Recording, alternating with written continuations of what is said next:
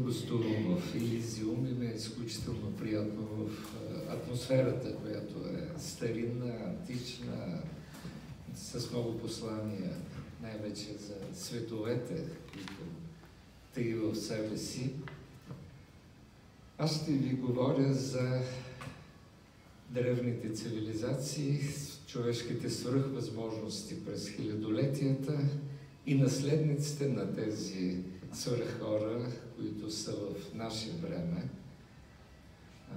Големите български прорицатели, ясновидци, пътуващите във времето, надничащите през ключалката на Бога, за да ни докоснат до събития, перспективи, епохи, които предстоят пред нас, за да освободят заключеното време. И така ще започна от Атлантида, а може би трябва още по-рано, от Лемурия, а може би още по-рано, от Хиперборея.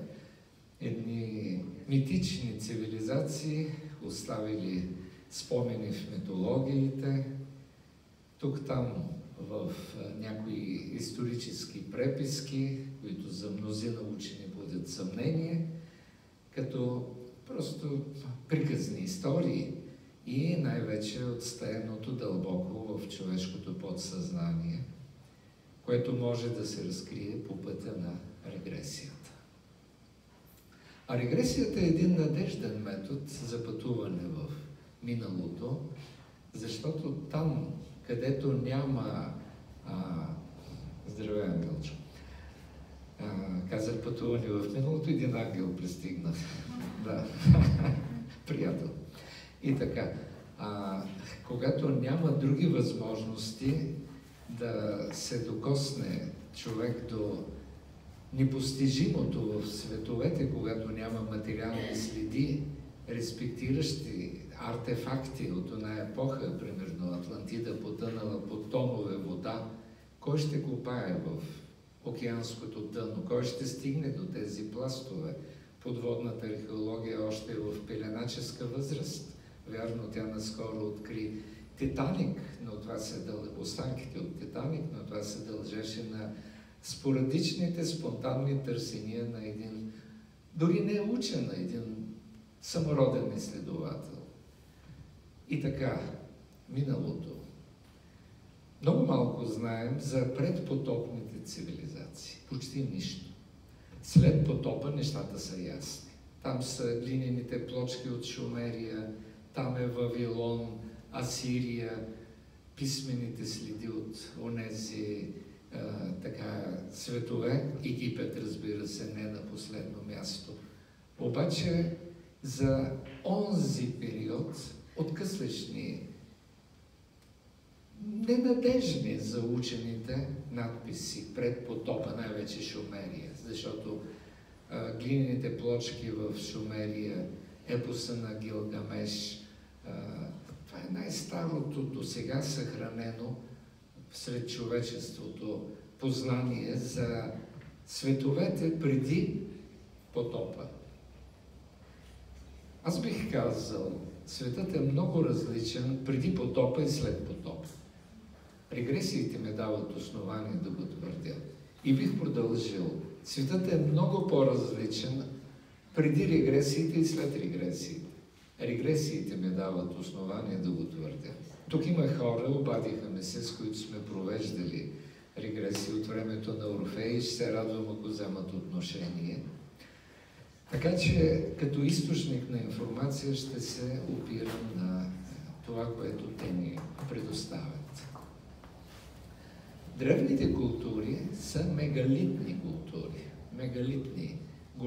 Големите камъни строят с огромни камъни. Нещо, което съвременната цивилизация не само не си позволява, но и не би могла да го направи. Затова има ли мегалитни структури? Това е много назад във времето, от преди 8, 9, 10 хиляди години, да и още по-назад, преди 11-12 хиляди години. Много интересно как старите предци, които би трябвало да бъдат на много елементарно ниво, са владеели такива сили да построят Примерно Хеопсовата пирамида е едно начинание, което е много трудно за съвременната наука и съвременните инженерни възможности. И как са го правили?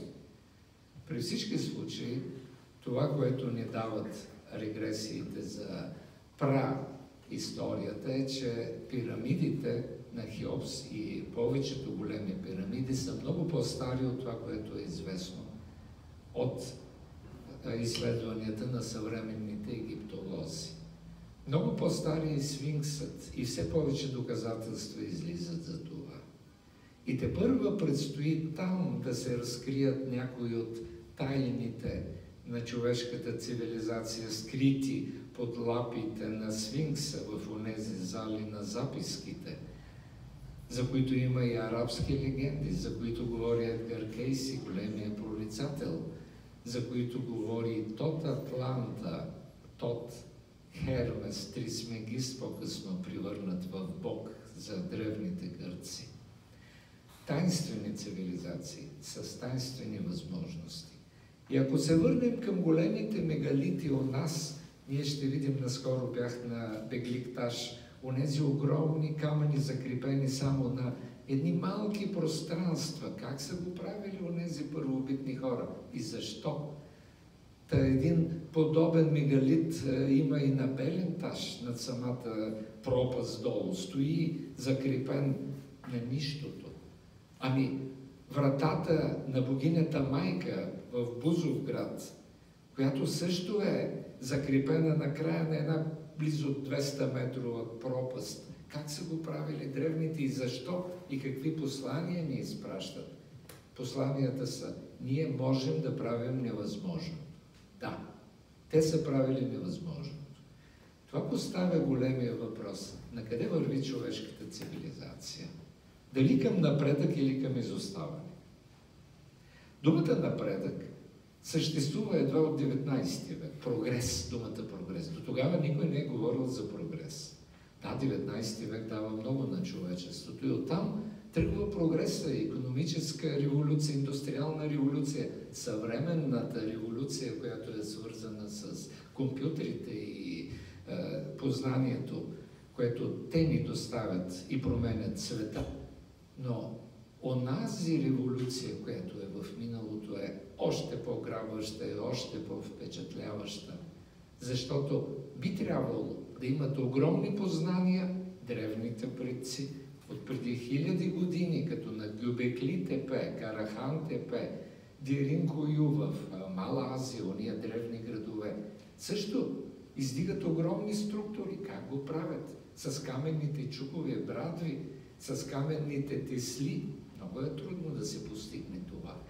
И същевременно някаква сила, която са владеели. Защото ако отидете на Беленташ, ще видите как част от тези дупки в скалите сякаш са създадени чрез притискане в скалата и тя сякаш се е разтопила и отстрани се образували едни улейчета от разтапянето. Да, има такива легенди, които говорят, че древните са умели да разтопяват скалите. Дори и това са можели.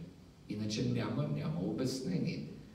И легенди, че имало е някаква растителност, сока от тази растителност, която е изчезнала сега, чрез нея се разтопявали скалите.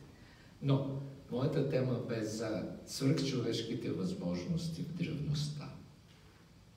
Ако се върнем назад в Лемурия, ще видим, че по пътя на регресиите, че това са общества, където има хора, и то не малка част от тогавашните хора, това е от преди повече от 15, 20, 30, не знаем колко назад, хиляди години, които са владеели телепатията с лекота.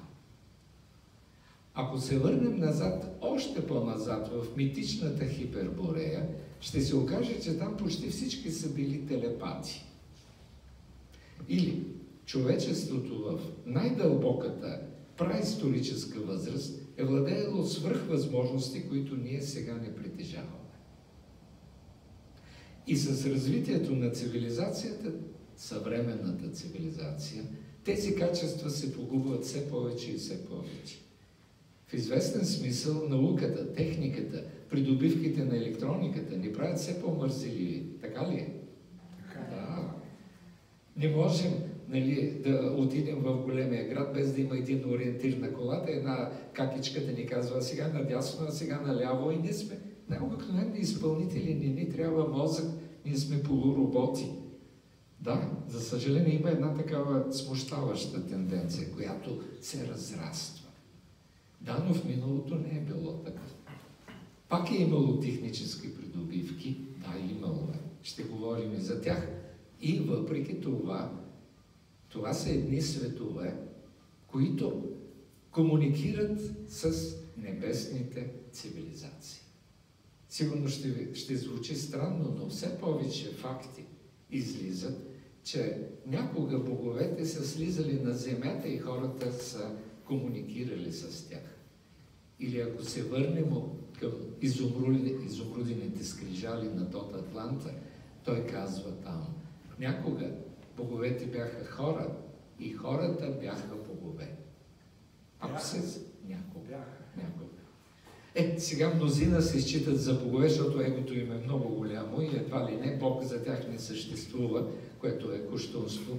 Знаем какво казва Достоевски. Ако премахнем идеята за Бог, всичко става възможно. Тоест разрушението, гибелта, така идва и гибелта на Атлантида, ако стигнем до нея. Аз ще ви дам възможност да задавате въпроси. Знам, че това ще бъде най-интересната част от нашето общуване. Но нека да изложа още някои наблюдения, някои така регресивни факти. Как звучи? Регресивни факти. И когато съм споделял това и някои са ме питали, вие, господин регресмен, как виждате миналото? Не звучало много странно регресмен. Едно ново понятие. Веднъж една дама каза, а вие, господин регресьор. Смехотворно е, но търсят. Така понятията се оформят в годините. Вероятно ще дойде време да се подредят нещата, за сега изглежда още е рано.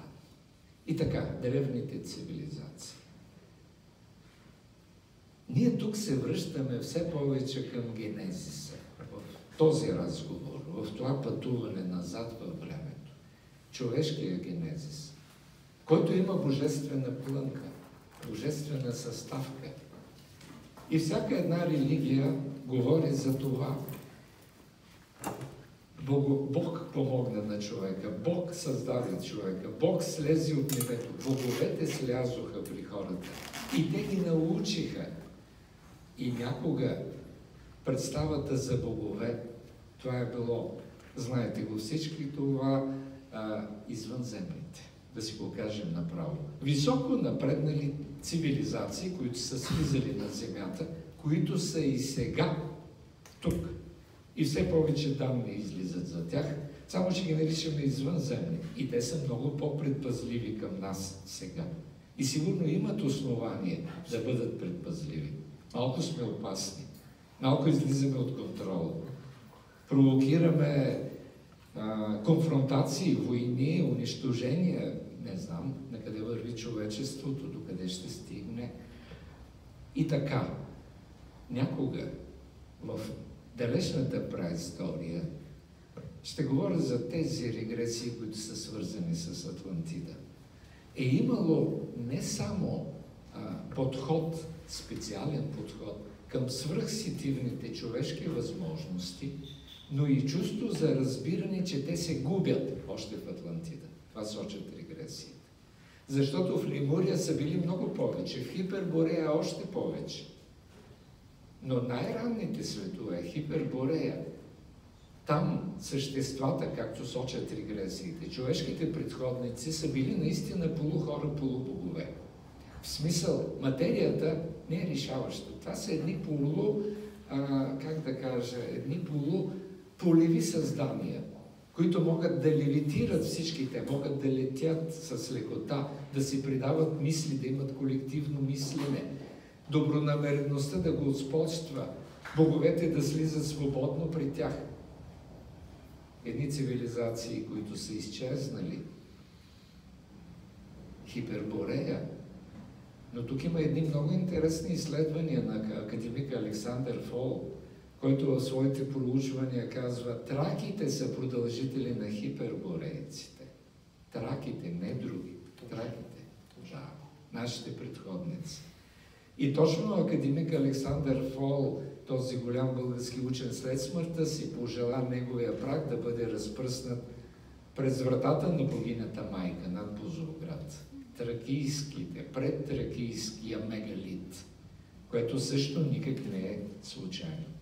Той поставя определени кодове пред нас, които ние можем да разкодираме, да разшифроваме и да продължим нататък, ако успеем. И така, атлантите започват системно да работят за поддържането на губещата се човешка свръхсетивност. Регресиите сочат, че те създават профилирани училища за хора. Атлантите са хора, по-високи от нас, с по-развити от нас, защото са по-близки до боговете от нас. Значи, забележете, червената нишка, която преминава в този стил на разсъждение, в тази посока, колкото по-назад, по-близко до боговете, колкото по-към наше време, все по-отдалечени. От Бога вече, не от боговете. От Бога, единия Бог, който е останал, някога са били боговете. Бог е неговия пратеник в плът и кръв, или будистите съвсем други виждания имат за човечеството, но пак ограничаваме представите дори за божественото в съвремието, все повече. Какво застъпват в тези училища? Там атланти със свръхспособности са обучавали другите. Само си представете възможността в наше време един свръхнадарен човек като Ванга или Слава Сивракова да почне да ни обучава на това, което прави. Ами, от 50 души все ще има един, който ще носи някакъв зачатък. А Слава Сивракова казваше, всички имате зачатък към свръхсетивността, но просто не сте работили върху нея. Тя крее някъде затулена, губеща се. Така ли е? Така е. Така е. Така че в наше време не се работи в тази област въобще, а някога са изграждали училища. Училища по телепатия, Атлантида. С учители телепати, с подбрани деца, които носят в себе си със съответните изпити, дали имат телепатични наклонности. Деца, които имат ясновидски дадености, да ги доразработят в себе си, предсказващи сънища, как да събудим подсъзнанието, защото то подава информация на така наречения пророчески сън, как да го контролираме и насочваме, за да разрастваме този тип познание. И така през годините започва едно развитие на тип познание, което за нас е малко хипотетично. Това е така нареченото интуитивно познание. Някъде да се говори по телевизията или по радиото за това познание. Те са забранени науки. Дори забранени, ангеле. Точно така. Нека накрая въпросите. Благодаря. Явно някои напират вече с мислете за въпроси. Да, това е, казвам, пак по-интересното. И не само са изграждали такива школи. Те са създавали школи за астрално пътуване. Пътуване чрез отделяне от физическото тяло.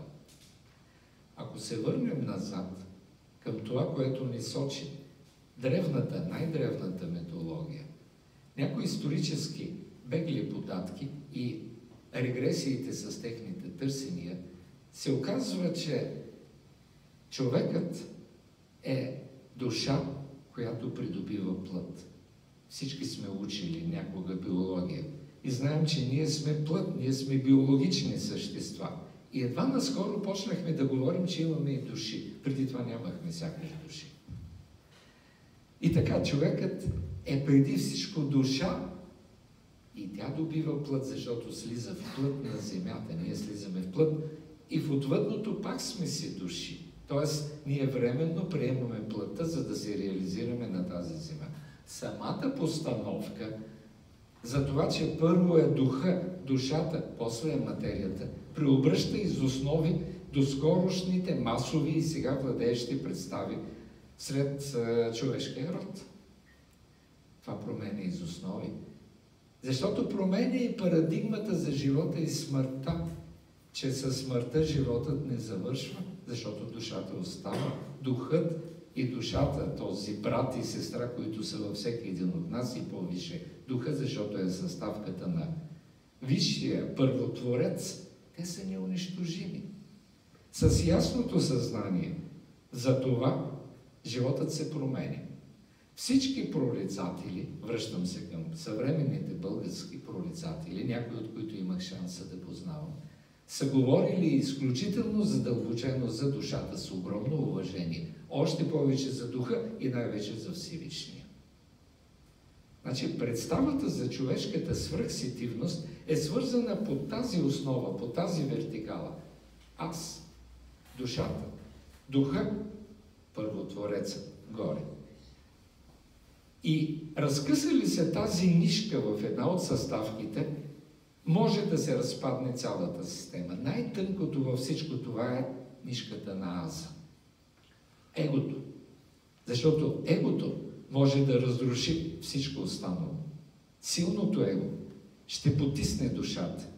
Може и да изолира духа, няма да го смачка, но да го прати в девета глуха и да каже Бог няма.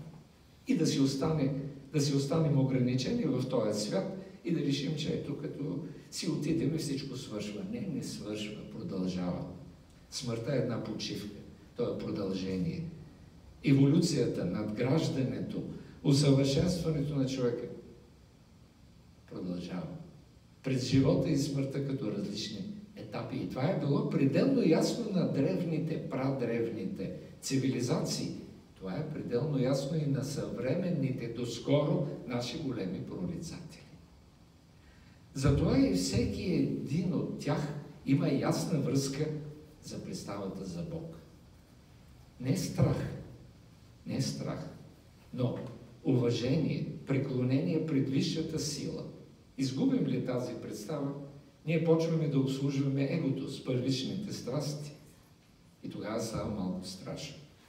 Тогава и свръхсетивността се разпада, доколкото я има. И така, връщам се отново към древните училища и възможности за развитие. Онези народи са постигнали небивал просперитет, нещо, което съвременната наука не може да го приеме. Въпреки че напоследък все по-често неортодоксалните учени и мислители говорят за Атлантида, подхвърлят я.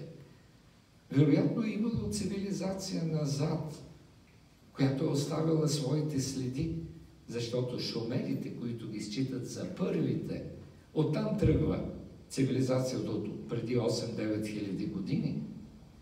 Самите шумери казват, ние приехме тези знания от едни други, които дойдоха при нас.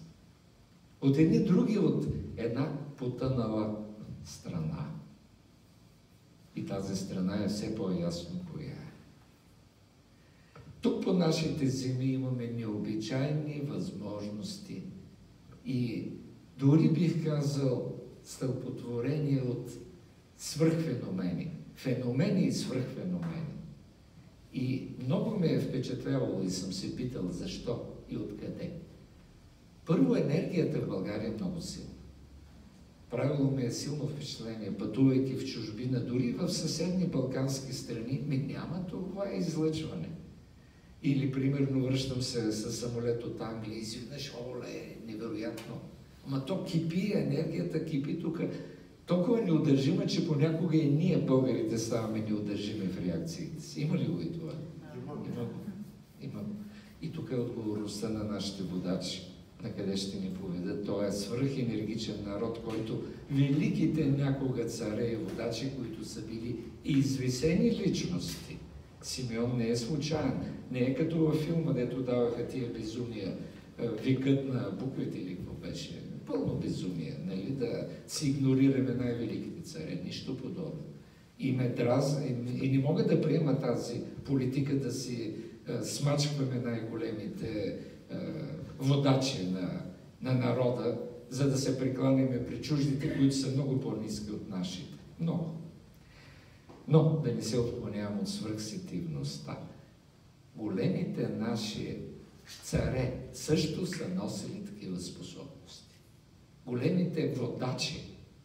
И някога, когато е трябвало да избират, примерно сменя се една династия с друга династия, търсили се човек, който да има не само умения на стратег и войн, но и подход към хората, който да бъде създар слово, който да бъде и певец. Да, певец, ние сме песенна нация. Изгубихме напоследък песента българите. Чалгата ни е помля. Ама ще се върне, да, както и да е. И не само това, да бъде добър стрелец, да бъде мислител, да бъде прогностик.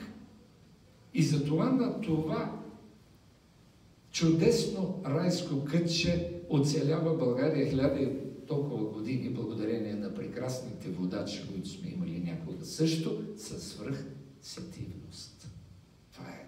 Малко се говори за това. Почти, за да не бъдат съвременните оставени и захвърлени някъде в сянка, защото, ама наистина са в сянка пред древните свръхвъзможности на някогашните български владетели. Абе, я ме питайте, което мислите. В тази връзка, която говорите сега, защо сегашните ни управници са такива? Тоест, нищо не е случайно на този свят. Може би спокойно за изчистване на нещо. Да, питате, да, ще дам възможност. Защо съвременните? Знаете ли, наскоро попаднах на едно тълкование на един така лектор, който каза и обърка много неща за Слава Севрюкова, който каза, че Слава Севрюкова изгубила дарбата си 3 години, защото искала да влезе в политиката. Ма това не е вярно, тя никога не, тя е страняла, винаги се е страняла от политиката. Как? Съвсем друг е повода, при който губи дарбата си. Сега, много е важно обкръжението на властниците. С кого се обкръжават? Тук се изкушавам да се върна назад и да ви отговоря косвено. Цар Борис III, големия български цар, кой стои до него от духовните хора? Най-вече. Кой? Кой? Лулчев, разбира се, Любомир Лулчев. Тайният ясновидец на царя, дановиста Лулчев, последователен на Бялото братство, Лулчев, който грежи между двореца и Бялото братство и дава насоките на учителя на царя. И царя се вслушва в това. И ни вкарва във войната, в Втората световна война. Хитлер бута, давай войски. Не праща войски.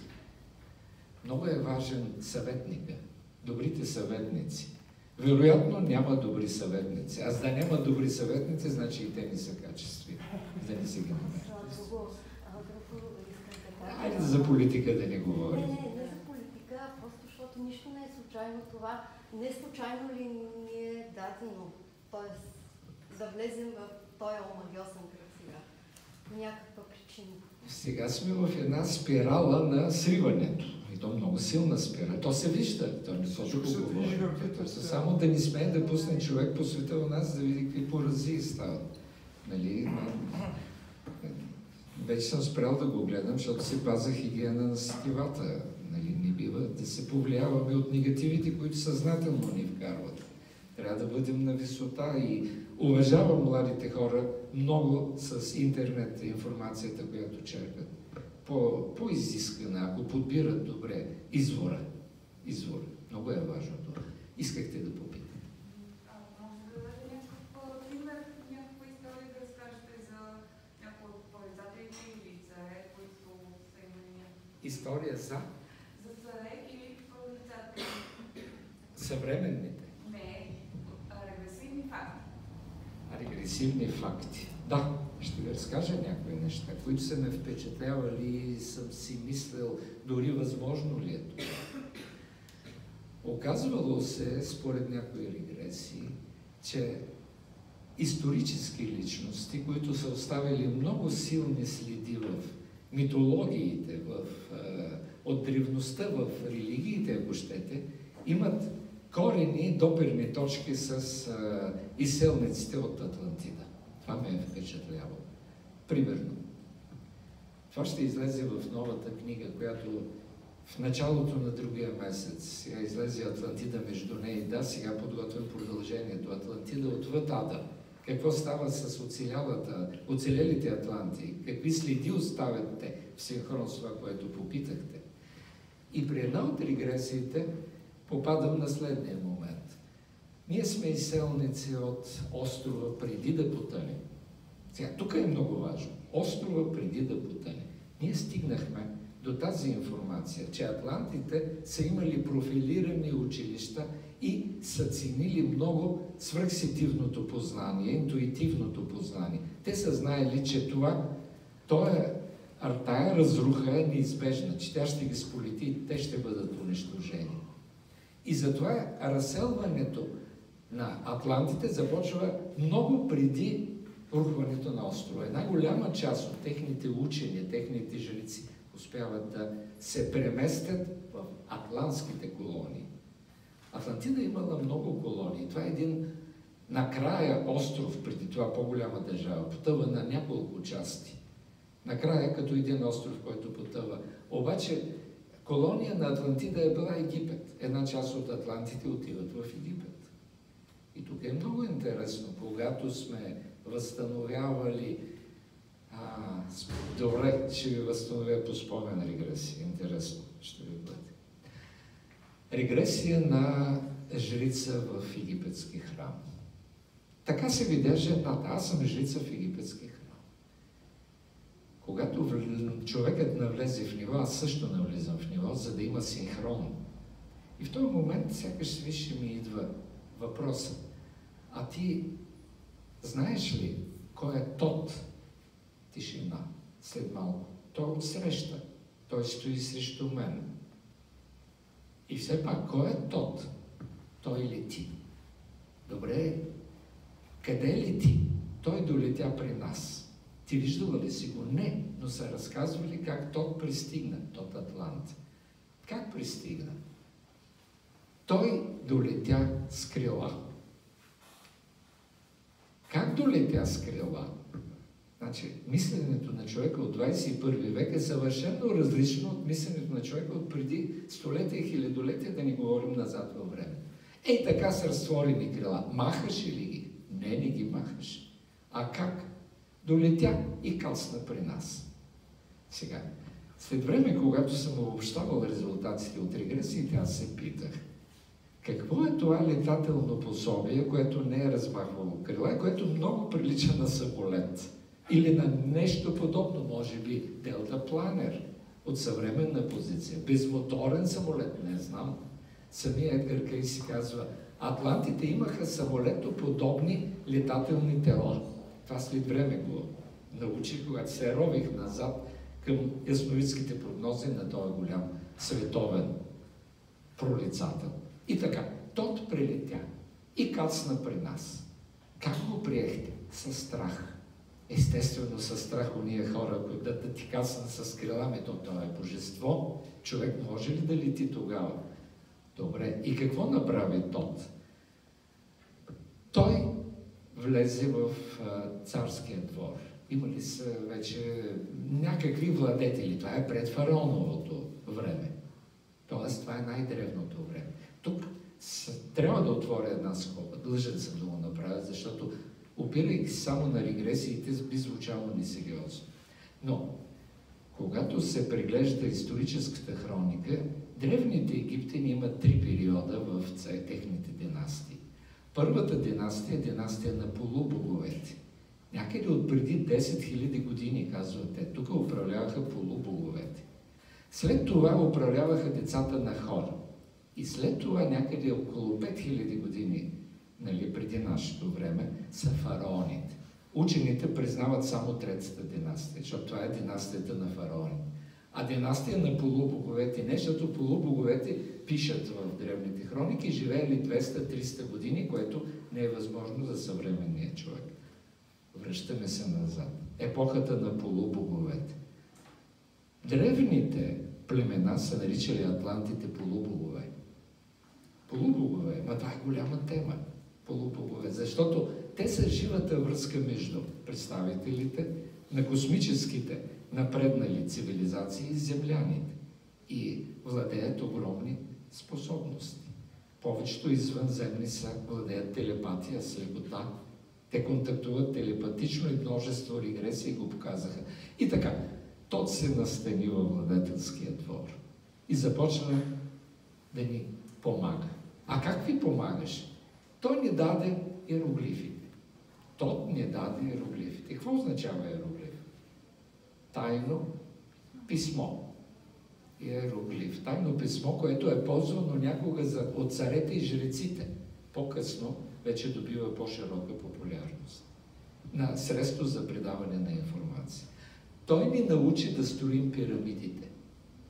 Ами това съвпада и с мнението на Едгар Кейси и все повече съвременни изследователи, Робърт Бовал, Зекария Сичен и други, които изследват и шумерските и древноегипетските следи, и са все по-категорични, че пирамидите са строени много по-назад, от преди 10 000, а не преди 5 000 години, най-старите пирамиди, и то големите, мегастроежите, за които говорих.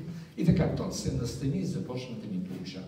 Как ви учиш? Много интересно как ги уча. Избра определени ученици от хората, които бяха в двора. И се изолира с тях и започна тях да обучава. И не допускаше никой друг до знанието. Ами, ако разгледаме херметическите школи, така са останали следите от Тот Атланта, чрез древните гърци, които го наричат Хермес, това са школи на затвореното познание. Оттам херметизъм, затворено, външни да нямат достъп. А защо го правеше това, питам аз жреците? Защото Атлантида потъна, като злоупотреби съзнанието. И затова Тот даваше само на подготвени хора знания, за да не повторим участта на Атлантида. И започва една подготовка. И тук беше много интересно. Вие го приемате като божество. Не всички. Някои го отхвърлят.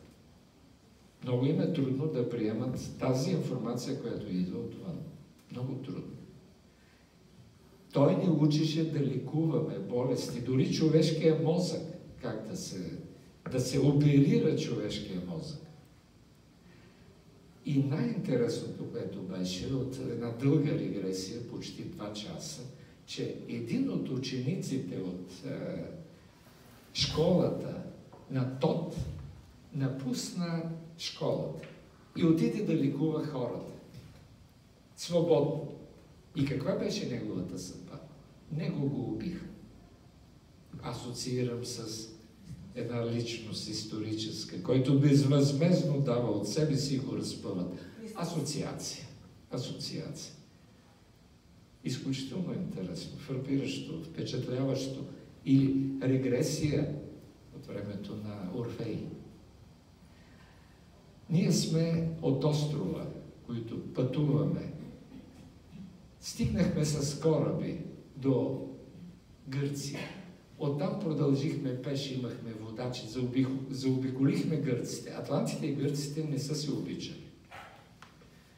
Ние с гърците, да, напоследък се обичаме, на някога много войни сме водили с византийците. Заобиколиха и поеха към Родопите.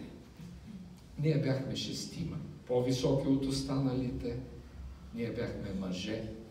И аз естествено попитах, а Орфей? Орфей е преселник, наследник на преселник от Атлантида. Това ме впечатли. До няма и къде.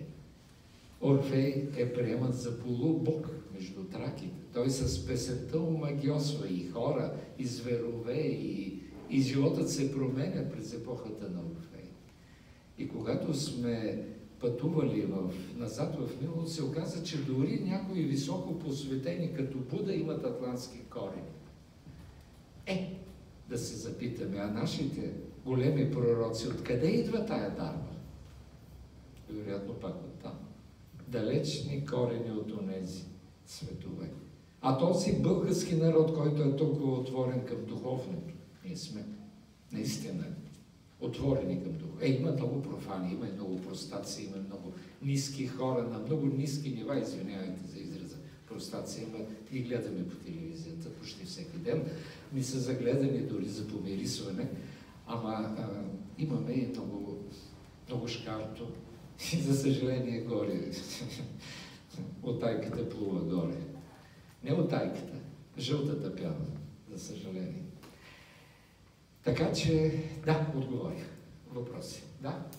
Понеже аз се занимавам с регресии и имам много такива интересни случаи, в които хората виждат себе си не като хора. Да. Ми е интересно да споделите от вашите регресии самата човешка форма. Човешка ли е в по-далечните древни цивилизации или просто има други форми? Защото Орфей, да кажем, аз съм го виждала в един от германските замъци в формата на някакво митично същество, т.е. не е човешка форма. Възможно е да сте виждали някакви негови далечни проявления на душата. Регресиите ни връщат не само назад в човешките проявления на душите, но и при някои форми на живот, които не са непременно в хуманоиден вид. И аз точно в тази книга, която е тук, "Земен и неземен разум", разглеждам най-различни случаи в регресия на хора, които в предишен живот са живеели на други планети, които са имали дори не човешка форма, форма на медуза, но разум има разум. Форма на плазмоид, но има разум в него. И най-различни други форми на гиганти, които са на планети с ниска гравитация, форми на хуманоиди, които са на планети с висока гравитация и затова са по-ниски, защото не могат, гравитацията ни им позволява. И е изключително интересно, когато след време започнах дори да предусещам кои, подлагайки се на регресия, носят следи от предишен живот на други планети. Знаете ли, има признаци. Има признаци. Да. Точно това щях да ви попитам, срещайки хора, общувайки с тях, дали така вече с времето усещате, че може би или имат някакво като прераждане в Атлантида или пък някъде другаде, чисто енергийно, усещате ли така вече хората и може би след това, след регресия? До някъде, да. Някакво интуитивно познание почва да се пробужда. Сега, тези хора, които в предходен живот са имали въплъщение на други планети или други форми на живот, те са различни от масовия човек. Още като дойде и почнем предварителен разговор, подготовка и почнем да говорим за регресията, те правят впечатление, казват, бе, не ме приемат хората, пък и аз не ги приемам. Ами гледат ме някакси отстрани и не могат да схванат това, което искам да им кажа, пък и те са много примитивни за мен. В първия момент си казваш на този човек, му егото му просто няма граници. Да, обаче, когато разговора продължи и започна да споделя, че много обичам да гледам звездите. Втори признак, там, от звездите. Трети признак, понякога сънувам, не понякога, доста често сънувам, че летя. Това са все знаци от онези форми на живот, които са различни от хуманоидните дори на други планети, различни форми на живот. Явно душата се нуждае от различни изживявания, които да я обогатят. С какво ни обогатяват? С какво биха ни обогатили формите на живот на други планети и различни проявления от човек? Там се развива разума. Много. Затова смея да твърдя от множество регресии, че извънземните, които една част идват и тук на Земята и кръжат със своите летателни апарати и се мяркат и някои ги заснимат. Аз съм заснимал няколко, когато се отвориш към тях и те се отварят към теб. Те са високо развит разум, много разум. Там е първенство на разума. Тук на Земята развиваме чувствата, емоциите. Хората сме емоционални. Е изключително интересно, когато в регресии сме търсили проявленията на полубоговете в Атлантида. Какво носят те в себе си? Тъй като тези атланти са рожба и на боговете, и на по-примитивни форми на живот на Земята, с които те са експериментирали генетично. Генетични експерименти са правили, за да развият човешките дадености.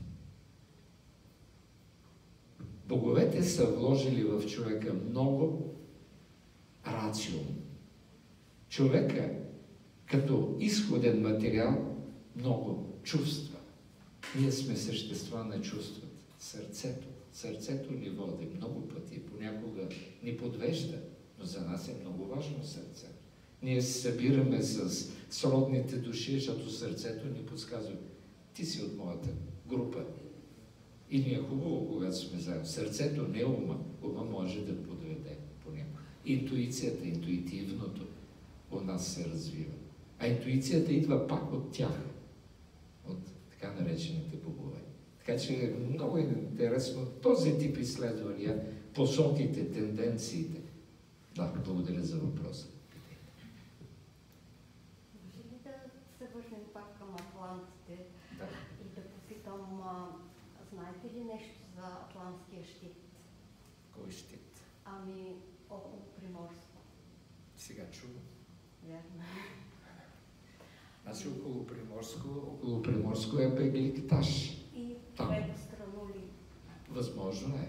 Възможно. Странули, там като енергиен център. Значи, понеже почнахте да говорите за този щит, и тук ме изкушава да направя едно любопитно отклонение за изчезването на Атлантида. Защото когато изчезва, би трябвало да са оставени дадени следи. А Атлантида се е разпростирала. Платон и още 20 души пишат за Атлантида. 4 души преди Платон. Това се пропуска поголовно, за да се хвърли цялата вина върху Платон, че си измисля. Има го в книгата Атлантида между нея. Да, кои са те, които са писали преди Платон и след Платон колко? Да.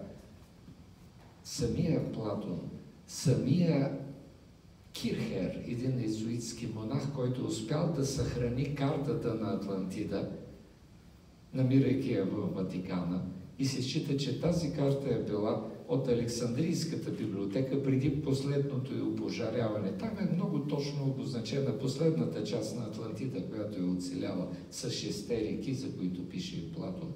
Тоест има съвпадение на информацията. Та, Атлантида е била една държава със своите колонии. Една земна суша с съседни територии. И когато учените търсят кой е острова Атлантида, те намират отделни останки. Една част край бреговете на Атлантика в източната част на Атлантика, около Испания, Португалия, Канарите, Канарските острови. Една друга част към Бахамите, към Америка. Това са все атлантски колонии. И един голям въпрос е: Атлантида изчезва. Да, но остава Бермудския триъгълник. Има информация, че част от Атлантида е била там. И какво става с този Бермудски триъгълник? Как така там изчезват кораби, самолети? Учените нямат обяснение. Слава Сиврукова казваше: аз виждам, тя се пренасяше там. Видях го като един вихър, небесен вихър и подводен вихър. И посегнах с пръст и отдръпнах пръст, защото водата е твърда като гранит.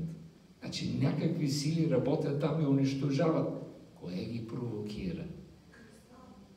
Кристали, да, атлантите са владели кристалите. Но това е огромна тема, защото когато говорихме за човешката свръхсетивност, трябваше да включа и идеята за работата на атлантите с кристали, чрез които също работят върху човешката свръхсетивност. Далечни следи от тогава.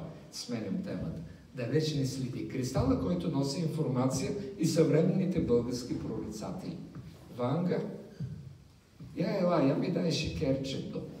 3 нощи да преспиш под него, да го пипна шекерче и почва да говори и ти хваща съдбата. И това шекерче, което е кристална бучка, е запечатало информация за теб, твоите мъртви, които са и подали и са запечатали част от миналото.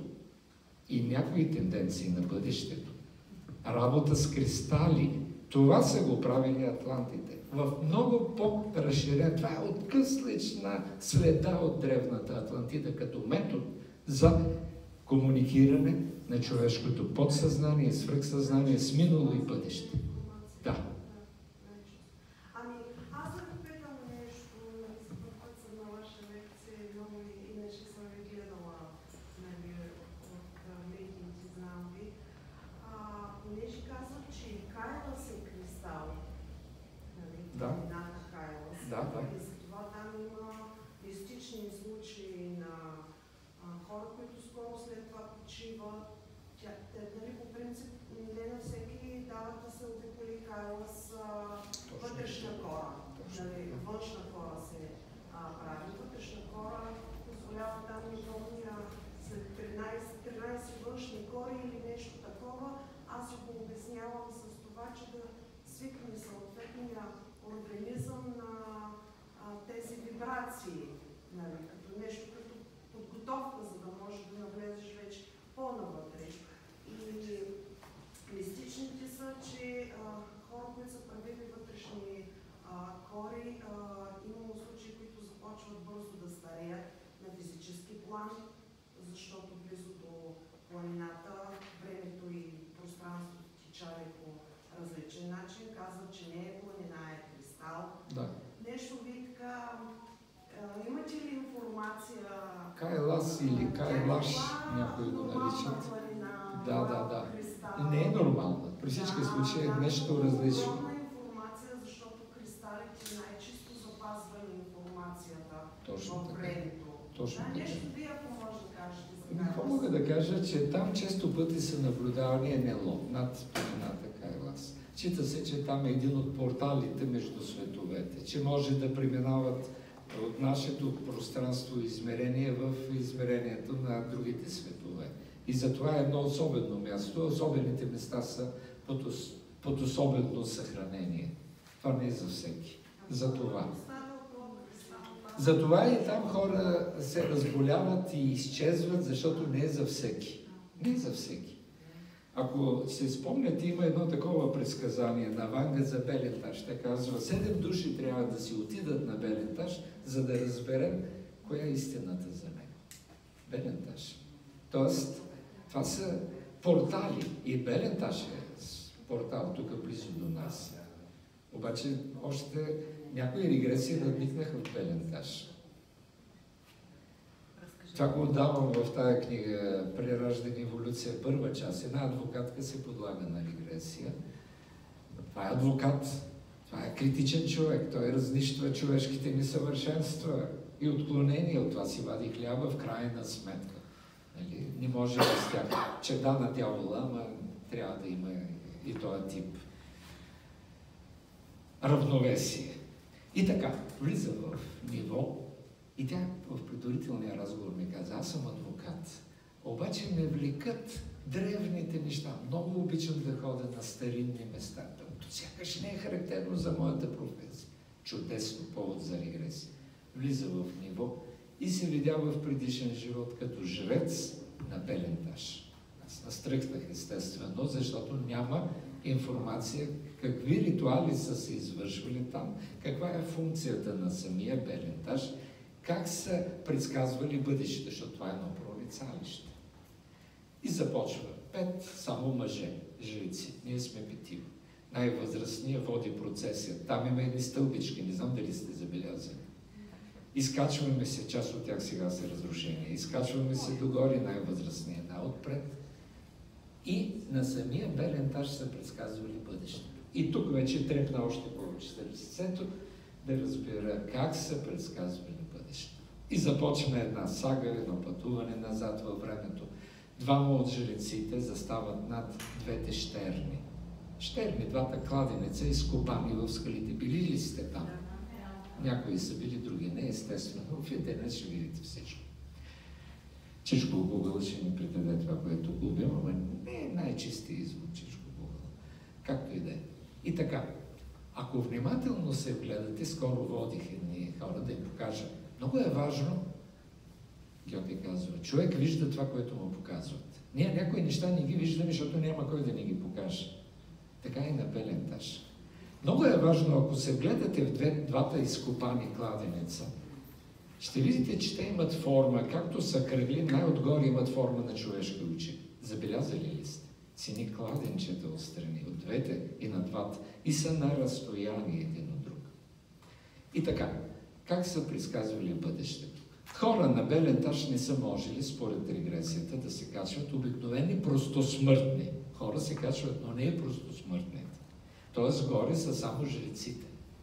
Оракулите, така са ги наричали тогава. Тракийските оракули, а бесите, които са владеели това светилище, са известни като племето на предсказателите. Самите траки беси са били голяма част от тях предсказатели. Нашите гени, откъде идват. Атланти, траки, българи. Българите сме част от траките. Как това е друга тема. И така, единият жрец е застанал над единия кладенец, едната щера. Другия над другия.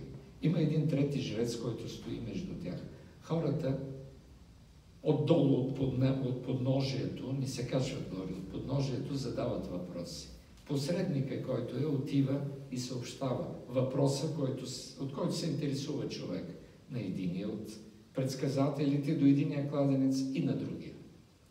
И те, изпаднали в, да го наричам съвременно, медитация, а може би нещо много повече, хайде, дълбоко предсказателско ниво, започват, вглеждайки се в отражението, в тези очи, в които се отразяват и облаците, да виждат отговора на въпроса.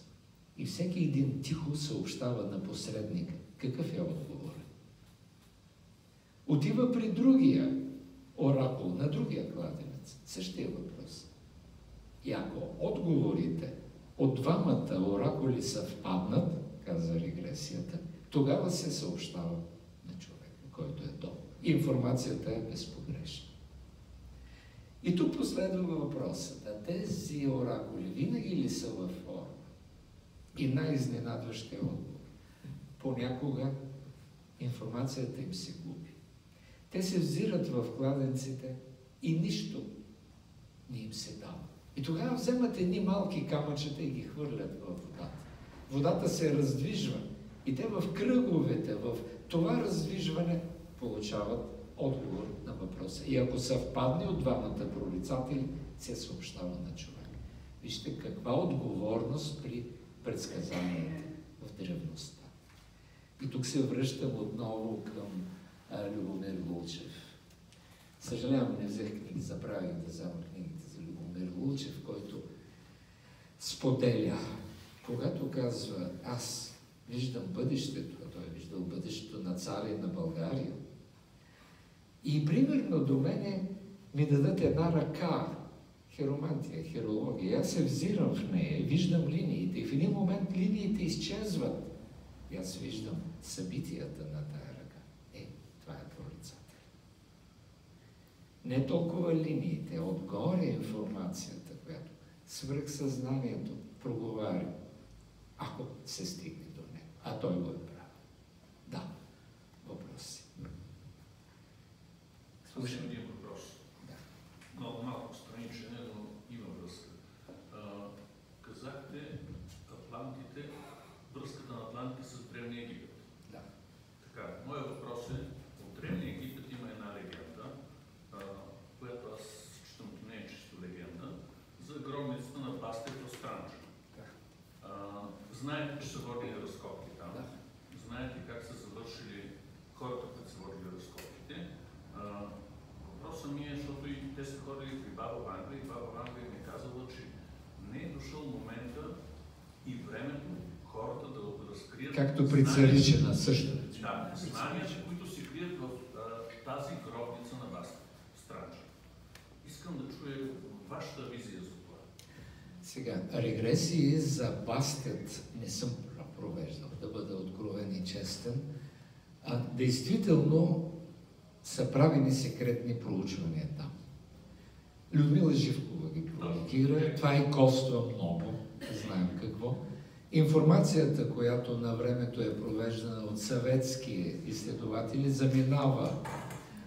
Материалните останки с хеликоптери ги отнасят някъде и всичко приключва. Остават само откъслични спомени на различни участници, за които вие казахте, пострадват някои от тях, повечето. Така че има информация, за която явно ни е дошло времето, както казва Банка. Както е при Царичина. Жертви ще има. И Леля Слава, аз бях, между другото, тук е интересно, когато военните бяха при Слава Цветкова и я питаха, Лелю Славе, ентусиазирани. Имах шанс в този момент да присъствам. Имаме 1 милион лева, това бяха много пари тогава. 1 милион лева, Министерството на отбраната, техника ще купаем, кажи какво ще открием. Тя казваше, не дейте, тъй като попарим. Как? Там има, ще излезат, Ванга каза, бяха преди това при Ванга. Ванга каза, оно ние мъж, ние жена. Оня маймун, дето е бил преди нас, ще промени представата за човека. Ама Ванга каза, и тя като тебе рано. И Леля Слава казва, виждам жертви, не дейте. 3 жертви се дадоха и там изпряха. Ама знаете ли как спряха? Има повече информация за Царичина, затова акцентирам върху това. Царичинската дупка я затвориха с един капак. Бетонен капак. Там вече никой не може да отиде. Но на този капак оставиха 2 стоманени уши.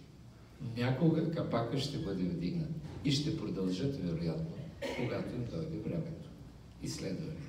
От това същество няма да избяга оттам. Ние не сме готови още. Аз ви говоря за изследвания, за проучвания, за човешките свръхвъзможности. Ние в България имахме такъв институт по сугестология в оглава с професор Георги Лозанов.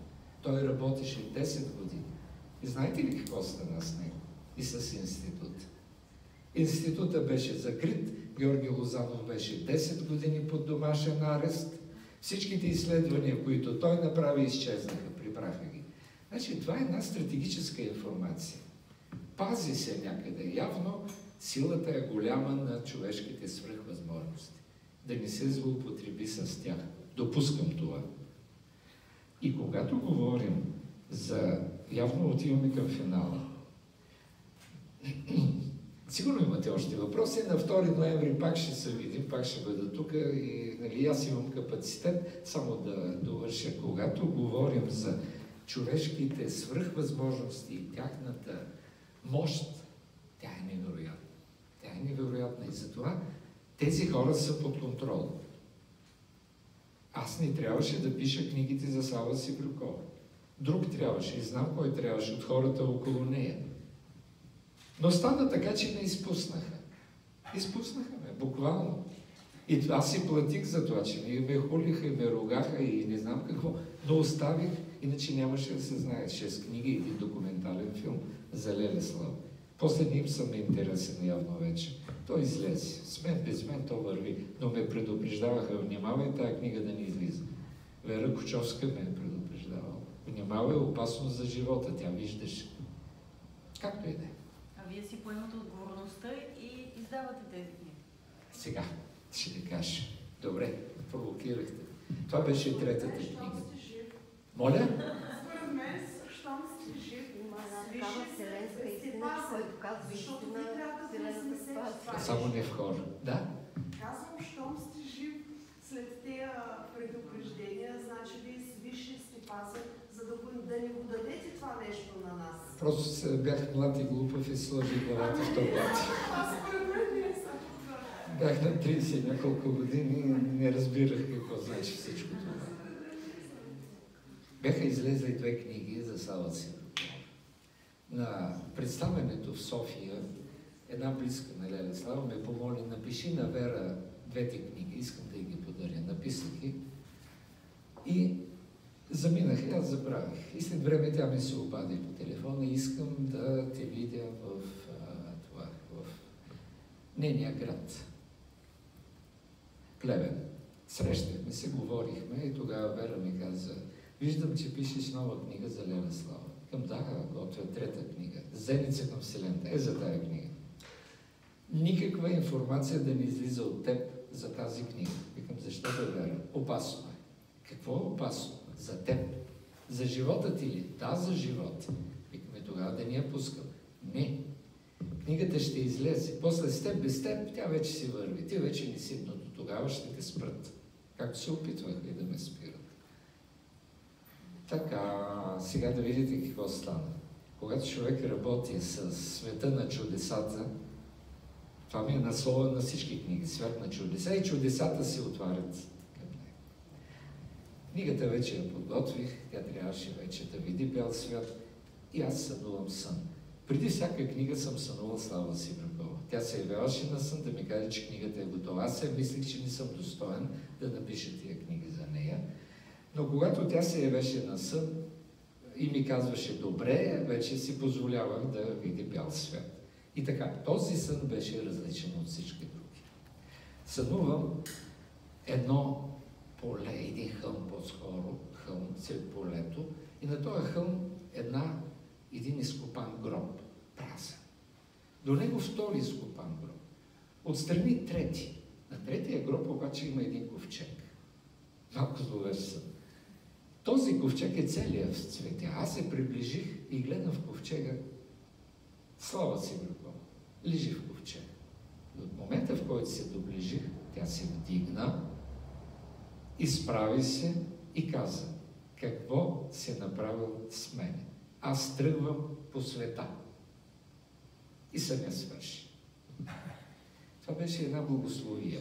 Книгата излезе. Откази от книгата излизаха в Америка, излизаха в Англия, излизаха в Гърция. Тя тръгна по света с тази трета книга. Другите вече бяха лесни. Всяки повече не са ме предупреждавали след тази книга. Както и да е. Значи, когато работиш в тази област, трябва да поемеш и да си готов. Да си готов на всичко. Няма как иначе. Да. Някой искате да попитате.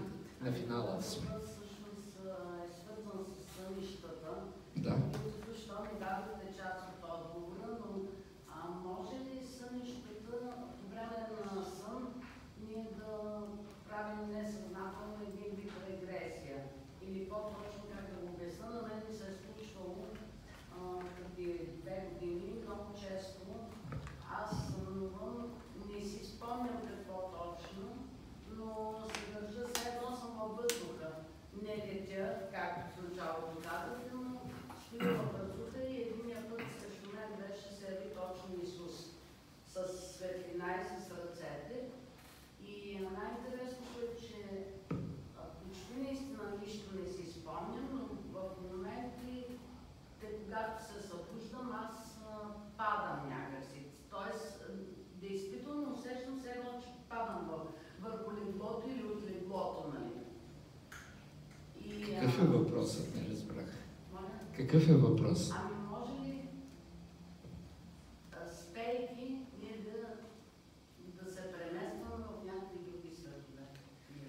Ами самия сън какво представлява? Така нареченото астрално пътуване. В един момент душата пътува, странства, тялото си отдъхва, душата продължава. Вие говорите за друго, ако правилно ви разбирам, за така наречените пророчески сънища. Сънища, които предсказват. Когато ние сме готови за това и някои от сънищата започват да ни подготвят за бъдещето. Много ме е занимавало откъде идва тази информация. В не една регресия сме питали на хора, защото при мен идват нестандартни хора, най-често. Хора, които са различни, хора, които търсят себе си и са извън каноните на клишетата на мисленето и на световъзприемането. И при някои случаи се отварят световете и ни подготвят за това, което ще се случи. Въпросът е, можем ли да разработваме това у себе си, т.е. да поощрим прорицателските сънища? Да, можем. И съветът е този, ако някой от вас имат предсказващи сънища, записвайте си. Оставете ги върху белия лист. Когато вие го запишете, вие показвате сериозно отношение към вашето подсъзнание и към световете.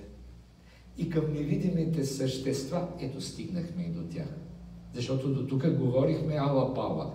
Без невидимите същества, без представата за Бога, всичко това е човешка суета. Така че ако вие системно записвате сънищата, те ще се увеличат. И това ще ви помогне. Живеем в трудни светове. Много труден. От една страна, казваме, развиваме духовното. От друга страна има много пошлост във всичко това, защото много хора, които говорят за духовност, просто не са духовни. И това стана една модна вълна. Уви, боя се от това. Стана модна вълна. При това, когато говорим за духовното, ние трябва да вкараме все повече представата за първоизточник. Без това не бива. Без това не бива. И Ванга, и Слава, и Лучев, и дядо Вайчо, всички говорят за преклонение пред висшата сила. Това отваря световете. Но това ни дава гаранция, че ние ще живеем разумно, рационално и ще защитим добре земния си престой. Иначе услужваме суетата, любопитството. Много хора се интересуват от любопитство, което не е лошо. Но оттам нататък какво ще направиш? Ще бъдеш ли полезен на хората? Как ще оправдаеш своя живот? Защото действително има някои въпроси в света на отвъдното. И много пъти, когато сме възстановявали, животът приключи, ти си там и започват въпросите. Ти даде ли любов? Да. Най-често този въпрос. И почваха къмъка, дадох на децата си, а на другите даде ли? Пак дал си. Обикновено са много смекчаващи, нали? А добро направи ли? А на кого направи? А за това платиха ли ти? Или го направи, за да ти платят? Нали? Много е финно. Много е финно. Живеем в трудни светове, много материални светове. И така наречената американска мечта е част от провала на човечеството. Поголовен провал.